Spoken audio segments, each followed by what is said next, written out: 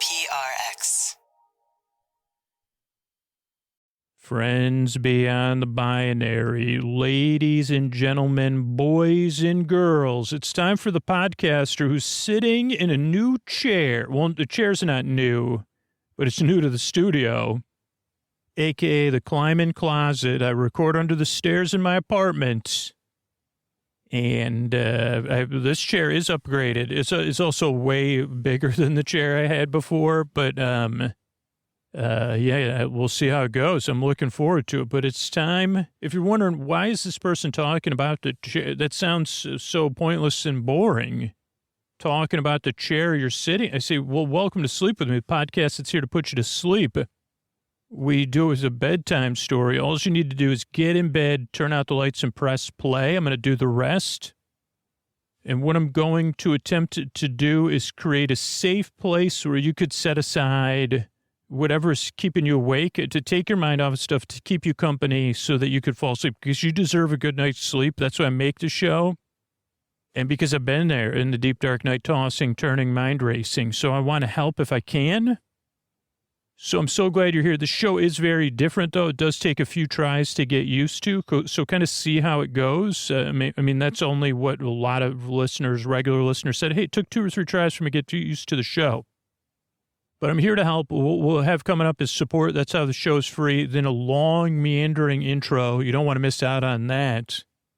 And then we're going to be talking. This is a crossover episode with the podcast I Know Dino. So if you love dinosaurs, if you've ever wondered about birds or dinosaurs, or if you've ever wanted to fall asleep, like, you know, Bette Midler does not call the podcast, but if she ever wanted me to go on a tangent about On Eagle's Wings, is that not a Bette Midler song? Some part of my brain said, that's not a Bette Midler song.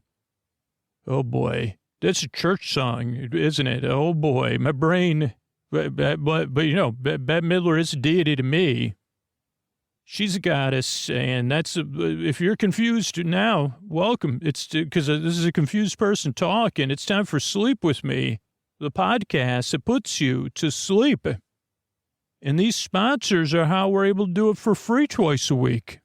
Hey, everybody, Scoots here. This is where I talk about the Patron, the Deep Dark Night United. We're doing a summer World Cup because the thing is, I got a ton of feedback from non-U.S. listeners, and non-U.S. listeners, you're right. If you're in Canada, we have Polysleep, but we don't have a lot of international sponsors. So if you're not in the U.S., please go to your phones right now, support the show. That's how we keep the show going. We rely on direct listener action. You get sweet bonus content in return. But if you're not in the U.S., we're going to have a competition this summer, so we'll see which part of the world, this is like a World Cup, is going to get the most new supporters on Patreon. Let me know about it, too. But, yeah, support the show, please, if you're not in the U.S. If you get value out of the show, wherever you are in the world, you say, okay, I can afford to support the show at $10-20 a month. I listen to it every single night, or I listen to it 5 nights a week. I used to pay for stuff. Why aren't I paying for Sleep With Me? And, yeah, if you rely on the show, and you're not in the U.S., yeah, really, please, can't be more adamant, especially with all the feedback I heard. Yeah, if you're not in the U.S. and you really get value out of the podcast, become a patron and sign up. It'll be a huge help, and it'll help us keep the show going. And that's at sleepwithmepodcast.com/patron. And if you got any questions about that, go to sleepwithmepodcast.com/patron. There's videos on every tier of exactly what you get. I guess the videos don't capture the feeling that you get that I hear from supporters on Patreon. You know, they get a sense of community. We've got the Discord they feel a part of, but there's just some extra feeling in there knowing, hey, this is a person I count on I really do value what you do, Scoots. I know it's hard work. And I don't know, there's something about that. And it keeps me going, knowing people say, hey, yeah, I'm going to take a few minutes, or I'm going to, you know, like cancel another subscription I don't use as much because I do listen to your show a lot and it is valuable to me. That means a lot to me beyond just keeping the show going. And I appreciate it. So, yeah, if you want to do that, if you're in a position to do it, sleepwithmepodcast.com/PATRON. Thanks, everybody. All right, everybody, it is time to talk about tonight's sponsor, Helix Sleep. Get over to helixsleep.com/sleep and take the 2-minute quiz to get matched with a mattress. Now, I do have a bit of mattress FOMO. I have the Helix Dusk Luxe, but Helix has a new high-end collection called Helix Elite. And Helix has harnessed their years of extensive mattress expertise to bring their customers an elevated sleep experience. The Helix Elite collection includes 6 different mattress models, each tailored for specific sleep positions and firmness preferences. And that sounds amazing, but I don't know, like think about the bed you're in right now. You probably should have FOMO for the bed I'm sleeping in. I took the 2-minute quiz at helixsleep.com/sleep. I got matched with the Helix Dusk, and I picked the Dusk Luxe because I sleep on my side, I sleep on my stomach, I want to sleep cool. And that mattress fits my needs, right? And Helix is an amazing company to work with. Helix supports military, first responders, teachers, and students by giving them a special discount on site. You take that quiz, you find out what's going to be the best mattress for you. Don't got to go to a store, lie on a bunch of mattresses while somebody's watching you, asking you a bunch of questions. And with Helix, you could order the mattress online. You get easy, no-contact delivery. But you already know by taking that Helix quiz, the mattress is going to fit you and your needs, or you and your partner's needs. Take that quiz together, and that way you find the perfect mattress for you. And if you don't want to take my word for it, Helix has over 12,000 5-star reviews, but by supporting Helix, you're supporting me and the show as well, and your good night's sleep. So go get a Helix and thank me later for your best night's sleep. And get this, Helix is offering 20% off all mattress orders and 2 free pillows for Sleep With Me listeners. So go to helixsleep.com/sleep. That's helixsleep.com/sleep. This is their best offer yet. It won't last long. With Helix, better sleep starts now. Thanks, everybody.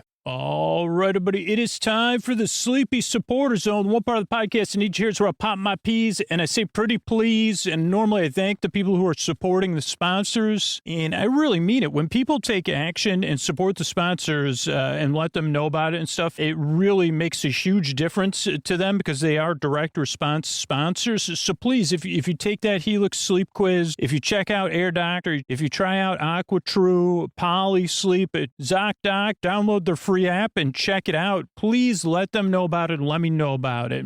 Check out the Progressive website. It makes a huge difference and it keeps the show free for everybody else. So please do so and let me know about it. Tag me on social media or let me know through our sponsor form on our website. That's the first part of the Sleepy Supporter Zone. The second part is you getting the support you need. There's links to resources in the show notes right now you could connect with. It's about being a part of positive change, not just saying Black Lives Matter, not just saying stop API hate, not just saying support Ukraine, but taking action. We're doing all throughout June. We're doing the Stop Hate fundraiser. I pre-matched, a lot of the things I post-match. I matched the first $500 in donations. I'll match more. Use the link in our show notes or go to orlandoparkstop.com/charity or just Google Park Stop Hate fundraiser and join us. And all those proceeds go to the Trevor Project. And this episode is a part of the podcasting community. This is a crossover with podcast I Know Dino. You could check out the original episode it is based on. The links are in our show notes. I believe it's episode 390. Wonderful podcast about dinosaurs. If you love dinosaurs, you love science, or you have someone in your life that does, let them know about I Know Dino. They will thank you, really. And you can use the links in our show notes for that. And that's it. What do you say? Oh, Mystery Bard. What do you say, Scooter? You say, oh, Mystery Bard. A lot of people help out in the show. Who are they? This posty poster son sounds like an earful. Wrote the theme song. Edits episodes too. Carl W. the legend. Also edits episodes. Ashley, Kenny, Scotty, Jennifer. Runner.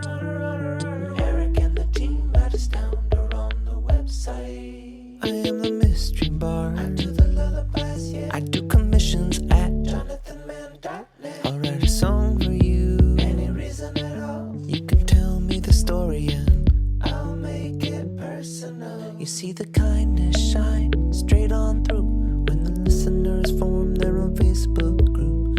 Keith, Stacy, Sarah, Julie, and Jennifer. These are your moderators. Get support dear Scooter on Patreon. Buy the merch and support the sponsors.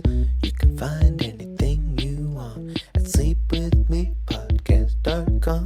And we're so proud that we could dance. Rusty Biscuit, Lois Thanks, Mystery Bard. Don't forget, get your sleep phones, sleepwithmepodcast.com/sleep phones. Those are Sleep With Me branded sleep phones. And if you use Sleep With Me, you'll save $5 off your order. Thanks, everybody. What do you say we slow it down and get on with the show? Hey, are you up all night tossing, turning, mind racing, trouble, getting to sleep, trouble, staying asleep? Well, welcome. This is Sleep With Me, the podcast that puts you to sleep. We do it with a bedtime story. All you need to do is get in bed, turn out the lights, and press play. I'm going to do the rest. What I'm going to attempt to do is create a safe place where you could set aside whatever's keeping you awake. It could be thoughts on your mind, like thoughts about the past, the present, the future. Thinking thoughts. Holy cow. Do I have a lot of thoughts? Oh boy, they're like thoughts. They're always on my mind. It's not even, that's not even funny, but it's amusing because they say, right, you're always on my mind, thoughts.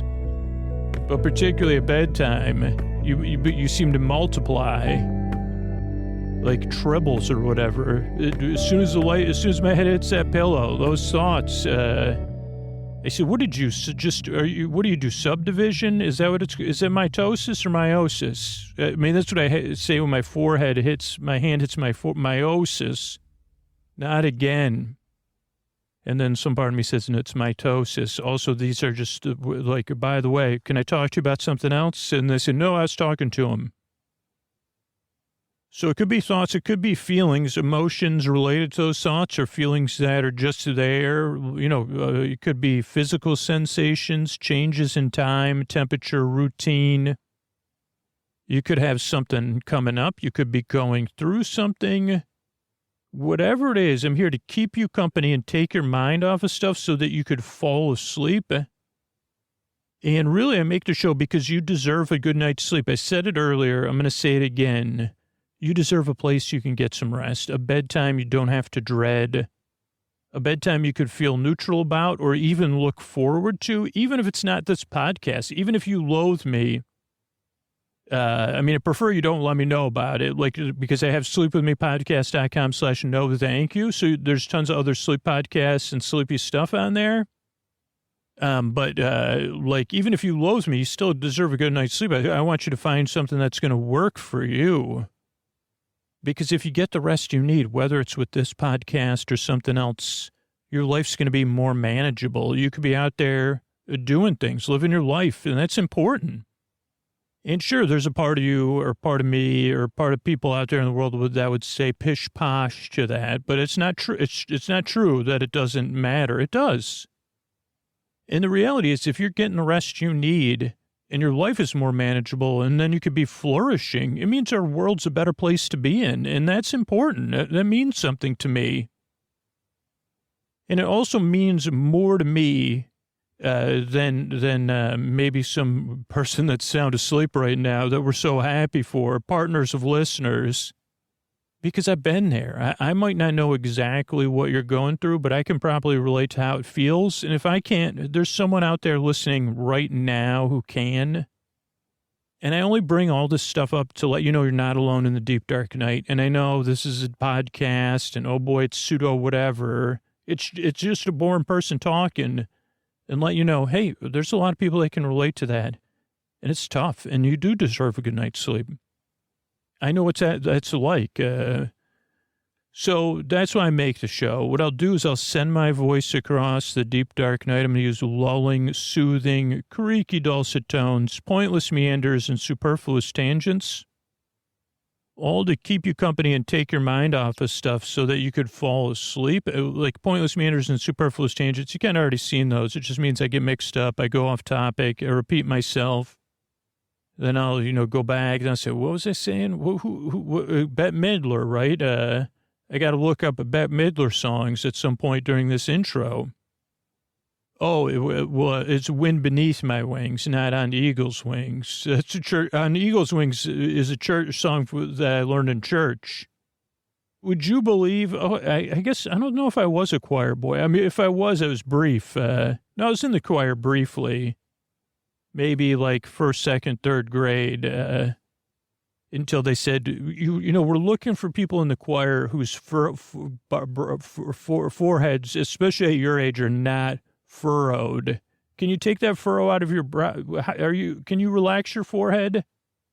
And then I said, this isn't going to work, clearly. Not only is my voice not, they said, yeah, we're looking for someone who could sit still, smile, and, whatever's going on with your forehead there, in your eyes, and that look. And I say, that's called a steely gaze, by the way, outside of choir. It's reflective of my inner state, which is nothing like a steely gaze. And they'd say, for the love of Steely Dan, okay, get to the point. Oh, my point was, that's a point. There's your pointless meander right there. So a couple things to know about this podcast this podcast does take some getting used to. It takes 2 or 3 tries to get used to the show. That's what most regular listeners say. And that's only because, one, you're probably frustrated and just doubtful and skeptical if you can't sleep, and you probably tried other stuff, and you're probably a bit fed up if you're anything like me. And then you say, I thought, when's this podcast start? I thought this was when are you going to get to the sleepy stuff? And I said, well, this podcast is kind of always started. It's always going nowhere. Sleep with me. Because this is a podcast you just barely listen to. It keeps you company, but you don't have to keep me company. I'm here to keep you company. You just have to you don't even have to acknowledge me. And if you do want to acknowledge me, just say, yeah, sure, Scoots, Bette Midler. When are you going to talk about the Bette Midler? And I said, well, maybe if I remember, I would get back to it. But it was somehow trying to link dinosaurs, birds, and I'd say, of course, I'm going to have to text Steven or something, because now, and the team at I Know Dino, because now I can't even remember Malcolm, Ian Malcolm, there you go, and then Bette Midler, then On Eagle's Wings, and then Wind Beneath My Wings. So, what was my point? This is a podcast. You just say, oh, sure, Scoots, yeah, sure. Wind Beneath Bette Midler's, what if Bette Midler was an eagle, and she was soaring on the breast of dawn, she'd be soaring with eagle's wings, like there'd be nothing on eagle, like would she be on eagle's wings if she had eagle's wings? She'd be soaring on eagle's wings, bear you. No, I got the 2 songs mashed up too much. Wind Beneath My Wings. But she'd be saying, oh yeah, wind beneath my wings. But maybe she'd be saying thermal air beneath my wings. But we're covering an episode from the podcast I Know Dino that kind of talks about this whole dinosaur bird thing. So that'll be cool. Hopefully you'll, instead of trying to learn something with Sleep With Me, you'll just check out the original episode, which we'll link to in the show notes. Oh, but what was my point? Oh, this is a podcast you just barely listen to. I think I proved that point. It's also a podcast that doesn't put you to sleep. It was the first sleep podcast. I've been doing this almost 10 years or 11 years. I can't, whatever. I don't know, 2023. So 10 years. And, but this is the first sleep podcast that doesn't put you to sleep. It's here to keep you company and take your mind off of stuff while you fall asleep. I'm here to be your boyfriend, your borbay, your borbib. Never said that before, but really, I'm only here to proverbially catch your drool, but I am. I'm here to proverbially catch your drool. If that could be proverbial. Or metaphor, I guess metaphoric, is that more metaphorically? I'm metaphorically catching drool. They said, what did you want to do when you grow up? Now that you're outside, now that you don't have to be in choir, what do you want to do with your life? Well, metaphorically, I'd like to catch some drool. And they say, okay, why don't you go back to the office? I say, okay, it's a well-worn path. I know my way. You don't have to show me. By the way, I'll be looking at, if you're wondering where I am between now and the office, I'll be staring at the window and wondering about this mashup of those 2 songs. But also, I'm here to be your boyfriend, your borbay, your borsib, your borbud, your borbestie, your neighbor, your borber, and your borbib to be your friend in the deep, dark night. You don't have to worry about falling asleep. That's why the shows are over an hour. I'm here to keep you company and to give you something else to think about other than whatever's keeping you awake. Tonight will be a nice little thing about dinos. And I'll probably go off topic hundreds of times like I have already tonight. So yeah, there's no pressure to fall asleep. Shows are over an hour. And there's people listening who can't sleep or who need a break during the day. What else do you need to know? The structure of the show also really throws people off when they first get here, or some people that have been listening for a while. But there is a reason for the structure of the show. And there are things you can do to alter the structure of the show, but that's the way it can go out to the most people for free. So it has a greeting at the beginning. Friends beyond the binary, ladies and gentlemen, boys and girls, proverbial droolers everywhere. Well, hopefully can I mint that? Metaphorically, what's the proverbial drool, like the drooler? That would be the proverb of the drooler. It's not what you think. So I don't know. Now my brain's like, could we think of that? Not right now. Wouldn't be the best time. Hopefully the listeners will remind us and then we'll do an episode about it one day. But now I'm stuck. Once something full of dull tangents catches my attention. Oh, but the structure shows. So the greeting is here, so you feel seen and welcomed in. And you say, okay, could check that podcast out. I'm not sure about it, but I'll check it out. And then there's support, so the show could be free. Or if you pay for it optionally, then you don't have to deal with the support. That way it's available to everybody who wants to listen. Then there's an intro, which is separate from the support. And again, the intro goes on and on and on. But for some people, especially when they don't like the idea that the podcast needs support, they don't like the intro either. And I don't want you to miss out on it. I mean, there's no benefit to me to making extra 20-minute intro or whatever, 1,600 times or whatever we've done it. Or 1,100 times. What are we on? 1,160. So about 1,200 intros. The reason the intro is different every time and the reason it's long and meandering is because that way whatever's keeping you awake can't quite adjust, because they say, I had no idea you've shared about all these things before, probably in a similar way, at least once in these 1,200 times, but never quite in this manner. The funny thing is then 2 weeks from now, I'll be like, Bette Midler, on eagle's wings, wind beneath my wings. Never thought of that before on an intro. That happens a lot too, but I'll talk about something else. Like, I don't know what I would say. What if that would be a feather in my cap. I don't know what I would say, but I don't know what my future tangents will be.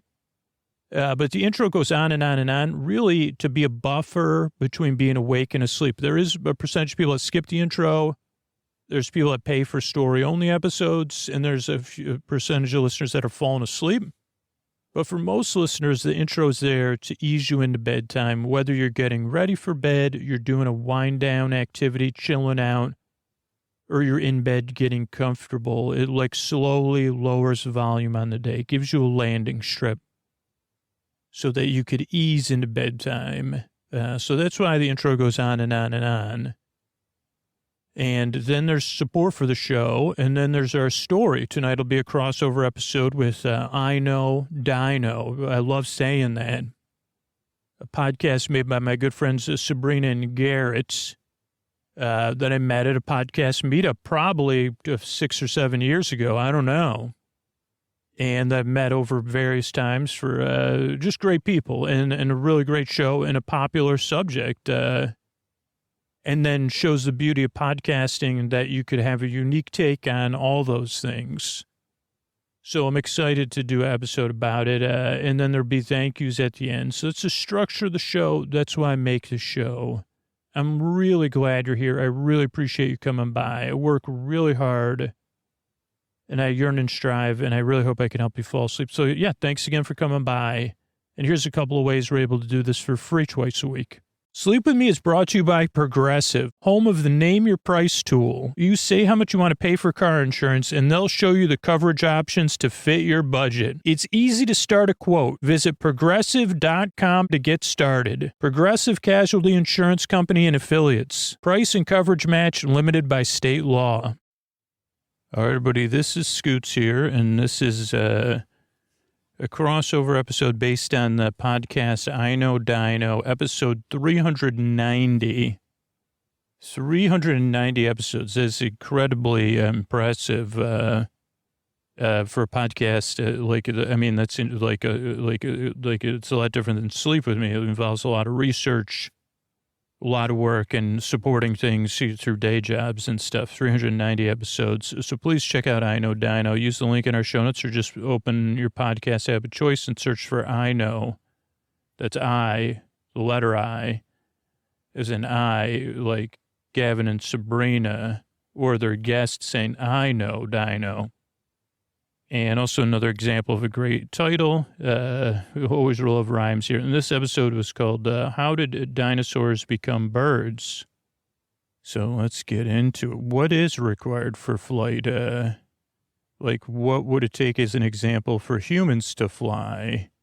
And not just gliding. Like gliding has evolved in over 30 times in invertebrates, including flying fish, which launch out of the water and glide with extended fins.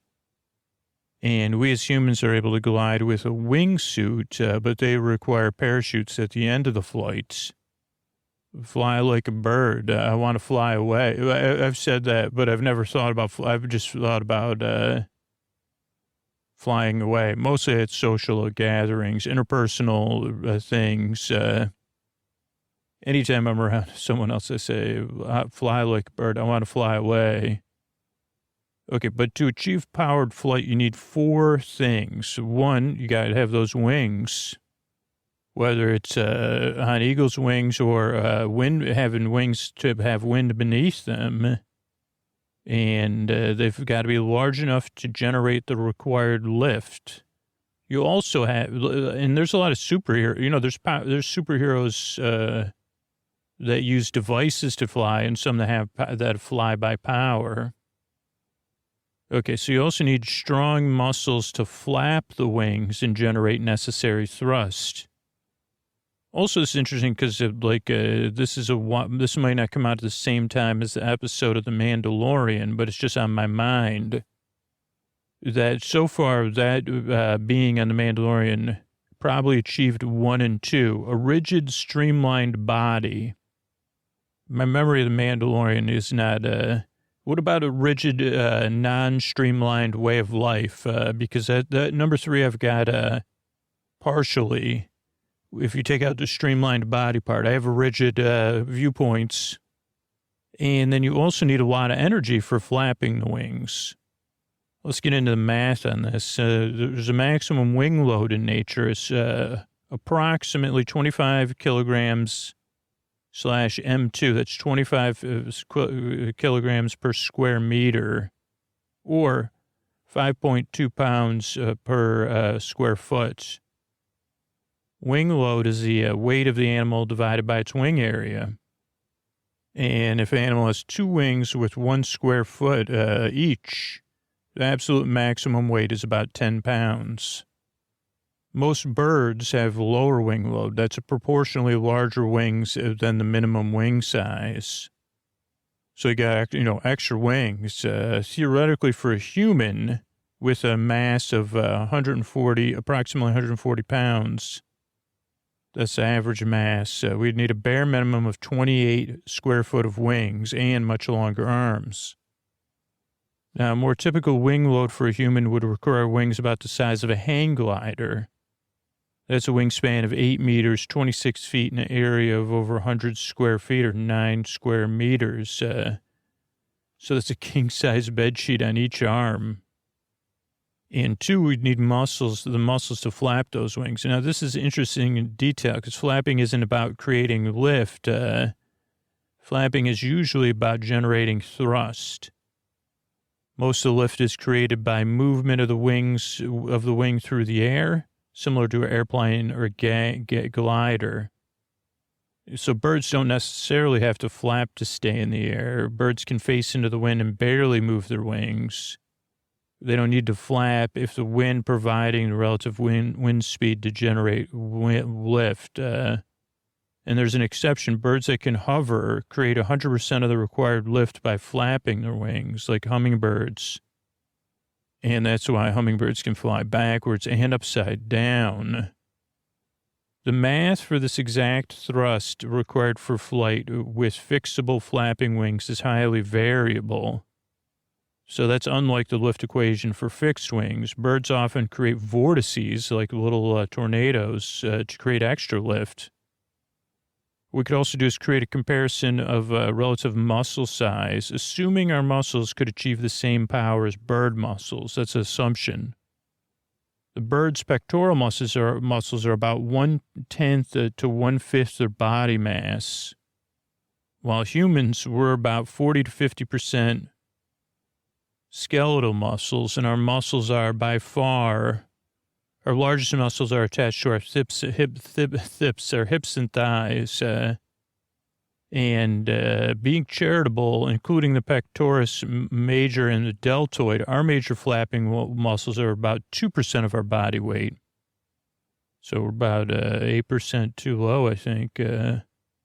That's 1.5 kilograms, 3 pounds. Studies have shown, these are all approximations, these studies have shown that birds need to use most of their muscle capacity to fly, so there isn't a lot of wiggle room in that 10 to 20% calculation. In addition, we have smaller muscle attachments on our arms and especially on our chest since we don't have a big keel on our sternum. Let's get to that rigid, streamlined body. Like I got a rigid, non-streamlined mind. That body will support flapping without weighing too much. Now, we do have a lot of flexibility in our torso. That's going to make flapping difficult. Birds' bones are fused, giving them a rigid torso to push against while flapping. And rigidity is also important wherever the skin of the wing attaches to the body. Any flexibility that's going to lead to wing fluttering, like a sail flapping in the breeze, that's not generating thrust or lift. Streamlined bodies are also going to reduce drag. We have focused on lift versus weight so far.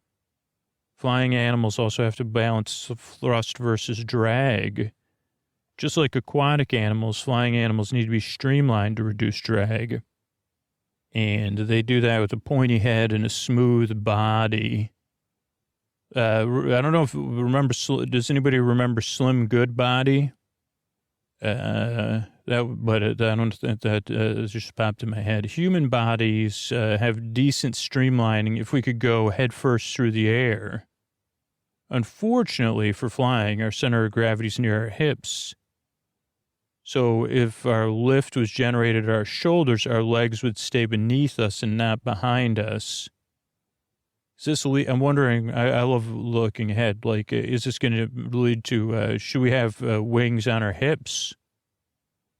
Can you imagine, who was that had wings on their shoes? Was that Apollo? But anyway, we'd end up flying through the air at a really awkward angle with our body creating a lot of drag behind us.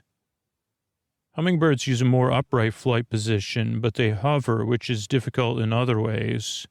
Also, we don't have a tail, which is not necessarily a requirement. There are BATSs that have no tail, but tails do help a lot with aerodynamic stability and steering. We'd also need another source of lift so that disturbances in the air won't send us spinning. And it can also be difficult having wings without a tail when it's still. A bird with one source of lift, wing and no tail, is similar to us standing on one leg. It's possible, but not easy, especially in a strong breeze. Okay, then we get to the energy part. A lot of energy for flapping wings. Flying is an extreme aerobic exercise. As the only other flying mammals, our cave buddies, B to the A to the T to the S, is our best analog for energy use. The ones that consume fruit, They have heart rates exceeding 1,000 beats per minute while flying. And we can't, obviously we can't do that. They also metabolize food very fast, 8 minutes after eating the fruit they land on. And sometimes their strategy is fly to food, quickly eat the food to make up for the calories they just used. They use about 75 watts per kilogram, or watts over kilogram to fly. For an average 80 kg person, that works out to 6 watts, 6 kilowatts, maybe. Now that's 8 horsepower, just for fun facts. To maintain 6 watts, we'd have to metabolize 5,000 calories an hour, which humans can't do. Swimming the butterfly or sprinting are two of the most calorie-intensive things humans do, and they cap out at 800 to 900 calories an hour. We don't have good enough metabolism and maybe not lungs to go an hour straight at that rate. So both with the heart rate and calorie consumption, we can only get to a fifth of what flying animals achieve. So in order to fly, we'd have to be much lighter, proportionally bigger arms, switch out our largest muscles from our legs to our arms, develop some new skeletal structures, a faster metabolism. And it's pretty impressive that flight has even evolved 3 times in vertebrates. Pterosaurs, birds, and bats. Sorry, for anybody that knows how to pronounce dinosaur names. There is a human-sized bird from the paleontological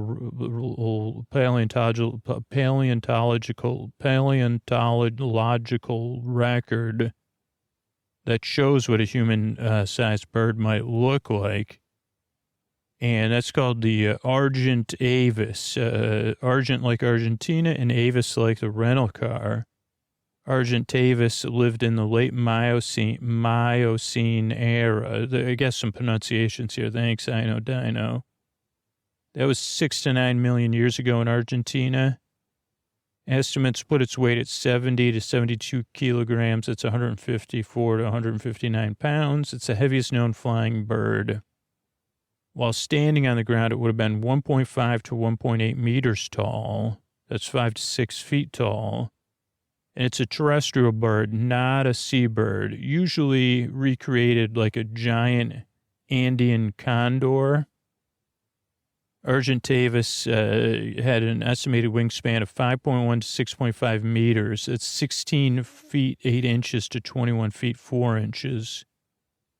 And while in flight, it would be 2.7 to 3.5 meters. That's approximately 9 to 11.5 feet long. The tail feathers behind it and its neck stretched out in front made it much longer horizontally in flight than it is tall while on the ground. Argentavis has a wing area of 8.1 meters squared. It's 87 square feet. Square meters squared, and even with all that, a study by Chatterjee and others from 2007 found that Argentavis was too big for some things. Probably couldn't sustain flapping flight for very long. It probably couldn't have taken off from just standing. It would have had to be run downhill or go off of edge to generate lift. It's only been found in Argentina, and maybe that's because the Andes have lots of opportunities for thermals, updrafts, and places to, run downhill and stuff like that, reducing the need to flap wings. Models show that it was a good glider, only falling about 3 degrees while traveling 67 kilometers per hour. That's 42 miles per hour. Now, differences between us and Argentavis point to all the key details dinosaurs had to evolve to achieve powered flight. So let's get into it. They needed to grow their arms into much larger wings to create a lot of lift. For powered flight, they needed huge chest muscles and large muscle attachment sites for flapping muscles. And a 2011 study by Andrew Bewiner showed the anatomy and size of the bird's 2 main chest muscles. The pectoralis, which beats down and accounts for 10 to 20% of the bird's weight. That attaches to the sternum on the upper arm, the deltopectoral crest. The other muscle is the supracora ossidius, which lifts the arm and only accounts for 2% of the bird's weight. Like the pectoralis, it attaches to the sternum but runs over the shoulder like a pulley and attaches to the back of the arm. The supracora coideus, maybe that's the correct one, achieves the same effect as our deltoid, but more efficiently. Now, Argentavis and dinosaurs in general have a head start on us in at least two ways. Now, theropods, they have relatively light bodies, thanks to partially hollow bones and air sacs. And they can get more oxygen in their bodies for faster respiration, thanks to their fancy unidirectional lungs, which supply fresh air even when they're exhaling.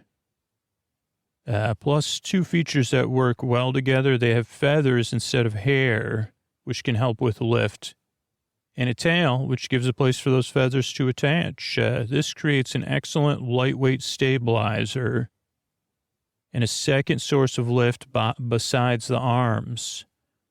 Now, here's the thing. Feathers aren't necessary, but they can help. Of the 3 times flight has evolved, only one had flight feathers the way birds do today. Pterosaurs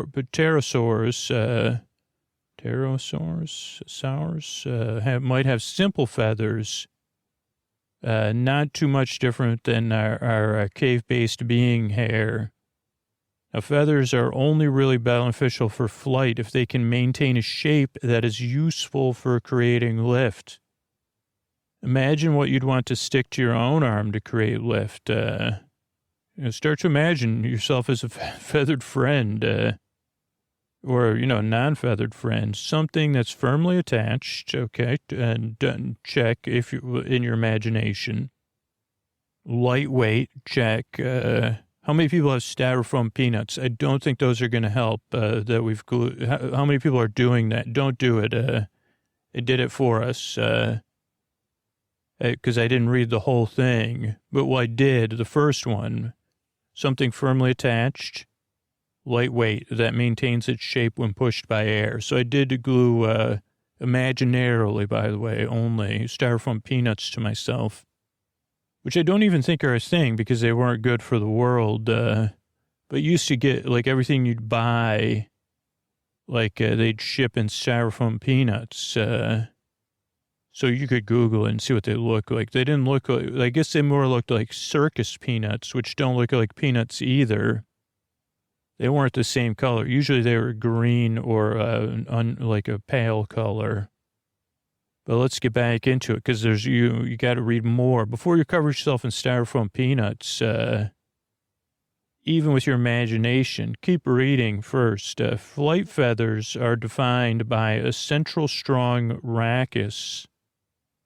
That's pronounced rachis, that runs the length of the feather and attaches it to the hand or arm bone. The rachis attaches the feather to the arm bone. And yeah, they go right in. That's how they attach. Off that central rachis, there are lots of branching structures that are locked together with little hooks. Now we're really getting into this info here. And the feathers are made completely out of thin and hollow pieces of keratin for lightweight. And, remember, not all flight feathers need to be asymmetric, though it helps in many cases. Imagine the rachis in the middle of a feather with air blowing on one side. The side with the air blowing on it will deform. Now you got to shorten the branches so they're closer to the rachis, so they don't change shape as much. Birds have the shortened branches pointed forward so they get less distorted while flying through the air.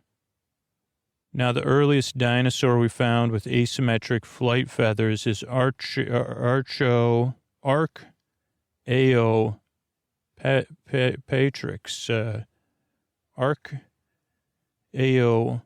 patrix. It means ancient wing, but it can also be translated as ancient feather. In German, it's called Ufogel or Ufogel, which means first bird. The fossils we found are from the Jurassic period, approximately 150 million years ago, mostly in Germany. But it's still debated where Archaeopteryx fits in bird evolution. The consensus seems to be that it's not the ancestor of modern birds. It's a holy evolution, right? One hypothesis is that Archaeopteryx might even be developing flightlessness like steamer ducks. Now, dinosaurs had feathers for millions of years before they were useful for flight. If the common ancestor of dinosaurs and petrosaurs had feathers, it would mean feathers evolved approximately 100 years before Archaeopteryx. Now, feathers are very useful structures. Feathers are great display structures. They can be used for many things. Attracting mates like a peacock. I don't know, do turkeys use feathers for that? Believe it or not, like I live in a city, but we have like a lot of wild turkeys. A lot of people call me a turkey though too. But feathers are useful structures because they're great display structures. Oh, I already read that part. Attracting mates. They could also be used like an ostrich puffing up their feathers to say, hey, this is my space. Please back away. I enjoy, you can look at me from afar, but I'm not a peacock. I'm an ostrich. So do not enter my zone of pecking.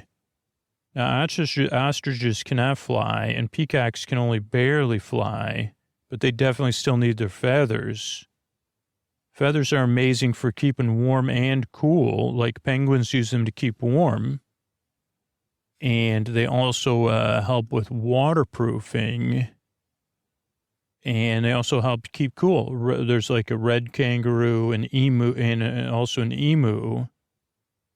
Red kangaroo versus emu. So there's a study showing that EMU, can stay active in Australia, while kangaroos have to stay in the shade. And that's because the feathered wings kind of create a parasol to keep your body cool.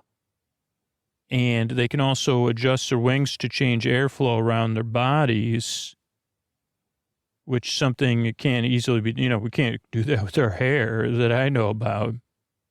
Also, similar to thick fur, they help with UV rays. And, there's not just one kind of feather. I think we already talked about that, but let's cover it again. Birds have different type of feathers and different layers depending on their environment. Sometimes a single feather serves multiple purposes. That sounds like a line in a Bette Midler song. Sometimes a single feather serves multiple purposes. I mean, if she would rewrite it in a more poetic way. But that's poetic on its own. Some feathers are flight feathers on the end and serve other functions near the base where they are overlapped by other feathers. There are a lot of reasons dinosaurs may have first evolved more complex feathers before being able to fly. Earlier feathered dinosaurs have been shown more recently, including Anchiornis, that one they spelled out for me though. Anchiornis. That was approximately 10 million years older than Archaeopteryx.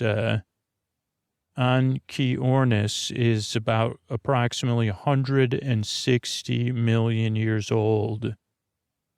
Holy cow, is that amazing?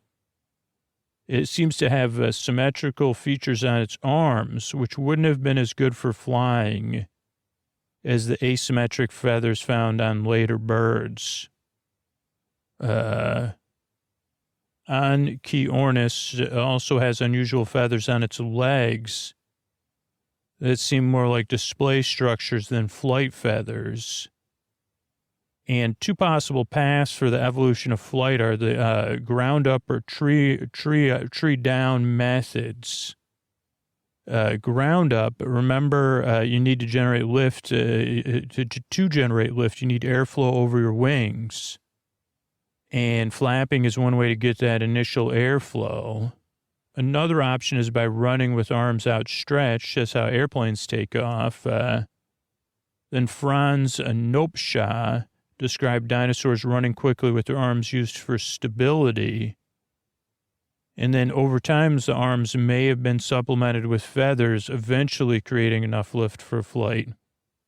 And he kind of basically assumed that they ran into a glide first, and then evolved the muscles for powered flight. Another is pouncing, like a kitty cat, that like jumps on a laser pointer. Maybe small wings for dinosaurs, like a raptor buddy, could have made their jumps bigger. And then over millions of years, the wings get larger and larger until they can glide and eventually fly onto those laser pointers. Now, more recently, the ground up theory, the capital W, capital A-I-R, wing assisted incline running. This could be called trees up. It can be observed today with baby birds. They use their wings as they're growing to help them run up steep slopes, like tree trunks or branches. And researchers have demonstrated that their flapping allows them to run up steeper slopes. It's counterintuitive, but they don't use their wings to lift them up the branch. Instead, they seem to use their wings to generate downforce, so they get a better grip while running uphill, kind of like a spoiler on a car. And that detail makes it a little harder to translate into powered flight, since it's the opposite set of muscles that are important for flight. But an option that could benefit from some lift is running on the water, like different beings that can run on the water. Potentially flapping their wings could have helped dinosaurs run across water. Now, trees down. A small dinosaur lives high up in the trees and wants to jump from tree to tree, or from tree to somebody they're, taking a closer look at. And over time, they evolve the ability to glide from tree limbs. And we do know that gliding is much easier to evolve than flying, having evolved many times in mammals alone. And instead of running to achieve the speed to generate lift over wings, or the wind beneath beneath my wings, generate the lift over my wings. Jumping out of a tree works easier. This is why many truisms for dinosaurs, birds, and flight-based mammals doesn't work. Human truisms, they don't work about, these things. Flying through the air means gravity is pulling the wings through the air, without much effort for the dinosaur. Eventually, they start flapping to get a little more thrust and control over direction. And slow improvements over time eventually result in a flying bird. There's another life lesson. Yeah, that's how it goes for sleep podcasts, too. Now, here's one to lay on you, though. Ground up versus tree down may be a false dichotomy. There's a big, broad world out there. So with feathers, dinosaurs could use the same structure for multiple things at the same time. So there's no reason to say the feathers couldn't help to jump, glide, and run uphill, depending on the situation. I don't know if they help when your parents went away, if your parents go away on a week's vacation and they leave the keys to, their car, particularly if it was a brand new Porsche. We still don't know what features the first birds had, or when the first birds evolved, or where the first birds evolved. So there you go, future scientists. Now, most of the feathered dinosaurs we find currently are from China in a specific forest. And birds seem to come from the dromaeosaurs. That includes the velociraptors. They don't nowadays. If we went back and if they were in the future, they would call those the Hollywood dinosaurs, but they don't. Even the other dinosaurs that were in the first few. Oh no, they were in the first movie. The dinosaurs that were in previous dinosaur movies. They're famous for their ability to climb. Some proposed ancestors to modern birds. Scansaureopteryx. Scansaureopteryx. That's a climbing wing. It's from the late Jurassic, approximately 160 million years ago. That was found in Liaoning, China. Then we got the Microraptor. That makes me think of Micro Machines. You say you could have had, like, if they would have listened to I Know Dino, Jurassic World's gift shops would have been filled with Microraptors. I think you have to stick a penny in the back of them when you, so they do a pop a wheelie. But they were also found in Liaoning, China, specifically the J-hole biota.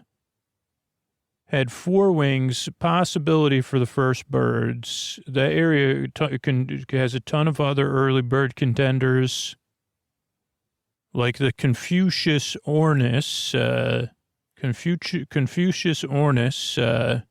the Ra honavis, that's from late Cretaceous, 70 million years ago. That's in Madagascar.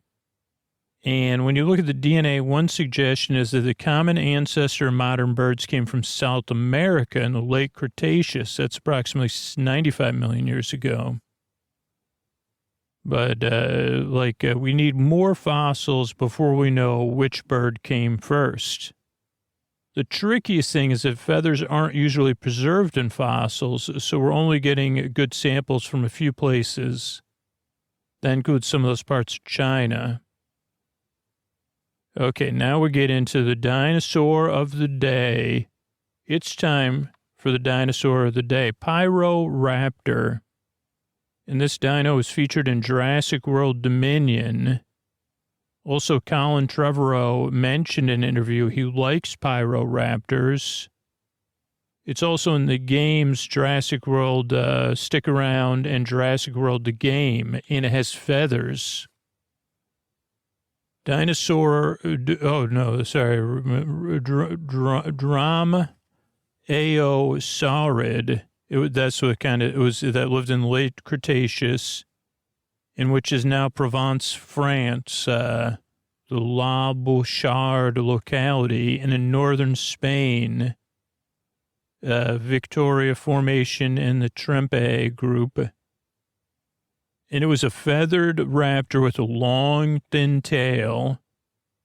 It had large fingernails on the second toes of its feet that were 2.5 inches, 6.5 centimeters long. Estimated to be about 5 feet, 1.5 meters long, weighed 17 to 22 pounds or 8 to 10 kilos. That's a rough estimate. And the species type is Pyroraptor olympius, which means, the genus name means thief, the person who took the fire, kind of like Prometheus, right? And fossils, these are fossils that I found after forest fires. The species name refers to Mount Olympe, a mountain in Provence, near where the forest was found. And a single partial construction of its bones were found in 1992. And this was described in 2000 by Ronan Allion and Philippe Taquet. The holotype is on the second fingernail of the left foot. And other specimens include the fingernail on the right foot, a right forearm bone, 2 teeth, vertebrae, digits. two teeth were flattened and curved backwards and serrated. And the first dromaeosaur fossils found in France were Variraptor, previously thought to be Megalosaurus pananensis, and Alain and Taquet say that the Variraptor was a nomen dubium, based on the fossils being poorly preserved and the holotype having no distinguishing features. But in 2009, Buffet and Fomenfen Sean Thasset found Variraptor to be valid based on different shapes of the ulnas, the lower arm bones. And they may have used those fingernails for different things, you know what I'm saying? In 2005, Philip Manning and others modeled a dromaeosaur hind limb to study how they use their fingernails, and even built a robotic limb with a hydraulic arm based on the model, and built a second digit and fingernail on an articulated foot of Dionacus antiropus. And they made a fingernail with an aluminum core and a thin composite sheath of Kevlar and carbon fiber strands. And they tested that thing out, and saw what it could do. And high and low speeds. And I said, okay, well, what could this be used for? Is it like a utensil? Or is it used for offensive purposes or climbing? Or like for jumping and holding? Or like not fishing for fish, but like it was similar to fishing. And even for embracing, similar to big cats. Other animals that lived around the same time and place used the ornithod Rabadonodon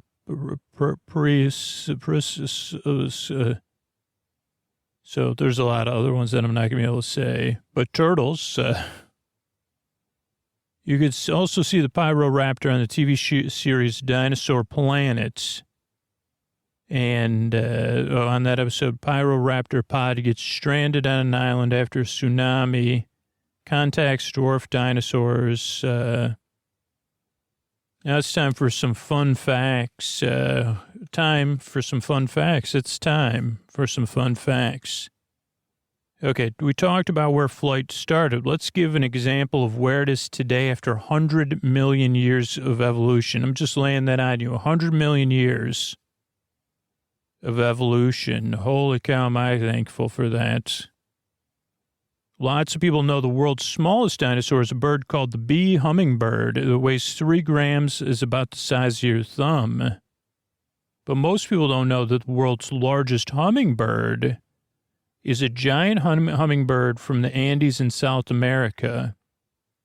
It weighs in at a colossal 18 to 24 grams, which is just under an ounce, a little less than like an ice cube. That's 10 times as much as the bee hummingbird, which is the lightest dinosaur of all time. The giant hummingbird's length and wingspan are both about 9 inches. And because of their large size, the giant hummingbird's wings beat very slow for a hummingbird. That's about approximately 15 beats per second or 900 beats per minute. And speaking of beats per minute, at its rest, its heart beats 300 beats per minute with a peak rate of 1,020 beats per minute. Now, larger hummingbirds take more calories per weight to hover than smaller hummingbirds. The giant hummingbird takes an estimated approximately 4.3 calories an hour to fly. That's approximately 4 calories per gram per day. And like most hummingbirds, it gets most of those calories from nectar. according to the National Park Service, if a person had the metabolism of a hummingbird, holy cow, it'd have to eat 285 pounds or 129 kilos of protein each day, which is about 320,000 calories per day. And like I Know Dino says, I'm pretty sure they took the approximate 4 calories per gram per day as an estimate times 180 pounds, 80,000 grams. Now, an alternative, you could also, to the protein would be 182 pounds of sugar. Now, if you use, this is fun, if you use a 1-to-4 ratio of sugar to water, common hummingbird feeders, there'll be 103 gallons of nectar a day. Now, that's about a half a year's food, worth of food every day. And probably underestimate since it's not linear and larger hummingbirds need more calories per weight. Now, on top of that, the female hummingbirds have to find sources of calcium since nectar doesn't have any. So sometimes they would eat wood ash or specific dirt because their beaks aren't particularly well suited to catching insects, but they do have some from time to time. As a matter of fact, hummingbird wings are pretty similar to insect wings. Their arms are less flexible than other bird wings, but they have a more flexible shoulder so they can rotate their wings 180 degrees to create lift while flapping forward and backwards. Their arm and hand bones are also very short compared to the full wing. Those bones only go about 1/3 to halfway to the wingtip. Rigid feathers make up the rest. And primary flight feathers, the feathers attached to the hand bones at the tip of the wing, can make up 75% or more of the wing area. And by the way, it's a great use of feathers since feathers are much lighter than, other things. So the reverse direction is reduced. Now, the downside is hummingbirds can't fold their wings. And let's take it home with a bonus discussion of people that have achieved human power flight. Now, usually they'll use something like a bicycle to power a propeller. You see these on, black and white movies while sitting in an ultralight aircraft. Compared to the 6,000 watts of flapping force a human would need to fly, an ultralight aircraft with a propeller reduced the power requirements to 280 watts, which many people can do for a couple hours. And the current record is the MIT Daedalus 88, which traveled 115 kilometers at 72 miles from Crete to Santorini in 1988. And then a human-powered ornithopter, that's an aircraft with flapping wings, has successfully flown straight and level for the first time. It did it the first time in 2010. That was called the Snowbird. It was built by the University of Toronto Institute for Aerospace Studies. It had a wingspan of 32 meters. That's 105 feet, 8 feet less than a 737. Long, skinny wings to allow for more efficient flight, but they're less maneuverable. It weighed 43 kilograms, 95 pounds empty, made from carbon fiber, foam, and balsa wood. It got a tow to take off, but maintained flight for 19.3 seconds and 145 meters. That's 476 feet. Works out to 25.6 kilometers per hour, 15.9 miles per hour. It needed the really long wings to generate enough lift at such a low speed. Now, the thing is, it wouldn't be able to turn very well since it's so wide and only about 10 to 20 feet off the ground. And, shortly after flight, the whole thing didn't, it was low to the ground, but it came apart due to wear on its components from the flapping motion. It also took 600 to 700 watts of input, 1 horsepower. That's more than double the propeller-style ornithopter. Each flap took about 700 to 800 pounds of force, and the pilot managed only 16 flaps before getting tired.